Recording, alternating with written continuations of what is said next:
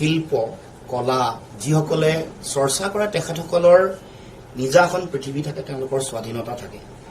কাৰণ সৃষ্টিশীলতাক কোনেও কোনো নীতি কোনো ধৰণৰ আইনে কেতিয়াও ধৰি ৰাখিব নোৱাৰে।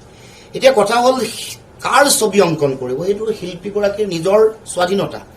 এতিয়া গুৰেভৰা সম্পৰ্কত মুখ্যমন্ত্ৰীয়ে যিটো কথা বক্তব্য আগবঢ়াইছে, এতিয়া মই ক'ব খোজো যে পৰেশ বৰা ডাঙৰীয়া ছবি আঁকিবৰ কাৰণে মুখ্যমন্ত্ৰীয়ে কৈছে। এতিয়া মই মুখ্যমন্ত্ৰীক কৈছো যে আপুনি পৰেশ বৰুৱা ডাঙৰীয়াকে সুধি লওক যে গুৰেভৰা কোন,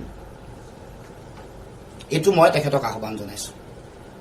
গতিকে মই ক'ব খোজো যে জুবিনদাৰ ছবিখনক মুচি পেলোৱাৰ গোটেই কথাটোৰ লগত মই ভাবো যে কেৱল মাত্ৰ এখন ছবিকে মুচি পেলাব খোজা হোৱা নাই, জুবিনদাৰ আদৰ্শকো আচলতে হত্যা কৰিব খোজা হৈছে, মুচি দিব খোজা হৈছে। কাৰণ এই যে তেওঁ কৈ আহিছিলে যিবোৰ কথা, গছ গছনি কাটিব নালাগে, অবাধে কাটিব নালাগে, উন্নয়ন ছাষ্টেইনেবল ডেভেলপমেণ্ট সকলোৱে বিচাৰে, কিন্তু গছ গছনি যধে মধে কাটি যি ধৰণৰ পৰিৱেশ কৰা হৈছে, যি ধৰণে বিভিন্ন ধৰণৰ সাম্প্ৰদায়িকতা সৃষ্টি কৰিছে, যিবোৰ আদৰ্শ জুবিনদাই যিবোৰ কথা কৈ আছিলে, সমন্বয়ৰ কথা, গছ গছনি ৰোৱাৰ কথা, প্ৰকৃতি জীৱকুলৰ প্ৰতি মৰম দয়া ভাল পোৱা, সমাজত সকলোকে সমান দৃষ্টিৰে চোৱা, এই আদৰ্শক নাইকিয়া কৰাৰ যিটো অপচেষ্টা, সেই অপচেষ্টাৰে প্ৰতিফলন ঘটিছে জুবিনদাৰ এই যিখন ফটো, এই ফটোখন মোহাৰি পেলোৱাটো। গতিকে জুবিনদা মানুহৰ হৃদয়ত আছে, হৃদয়ত থাকিব।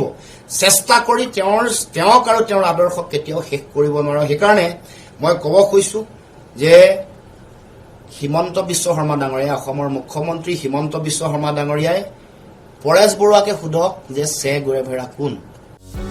যিকোনো খবৰৰ বাবে যোগাযোগ কৰক আমাৰ এই নম্বৰত 9181 307 221।